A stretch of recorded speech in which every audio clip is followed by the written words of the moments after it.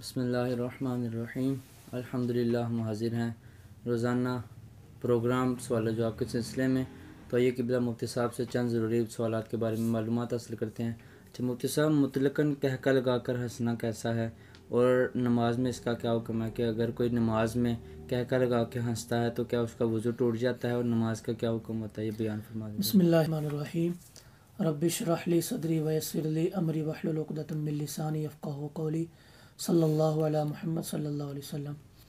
یاد رکھیں، نماز کے علاوہ اگر کوئی کہا لگا کے ہنسا ہے تو وضو نہیں ٹوٹے گا، اس پر کوئی وعید نہیں، لیکن یہ ہے کہ کہا لگا کے ہنسنا نہیں چاہیے، اس سے دل مردہ ہوتا ہے۔ دوسری بات یہ ہے کہ اگر کوئی نماز کے دوران کہا لگا کے ہنسا، اس میں تین باتیں ہیں۔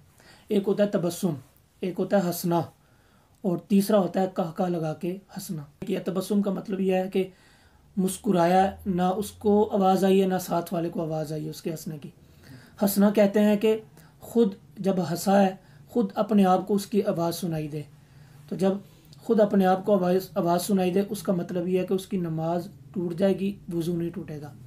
لیکن اگر کہا لگا کے ہنسا ہے تو اس کے بارے میں نبی اکرم صلی اللہ تعالیٰ علیہ وسلم نے خود ارشاد فرمایا۔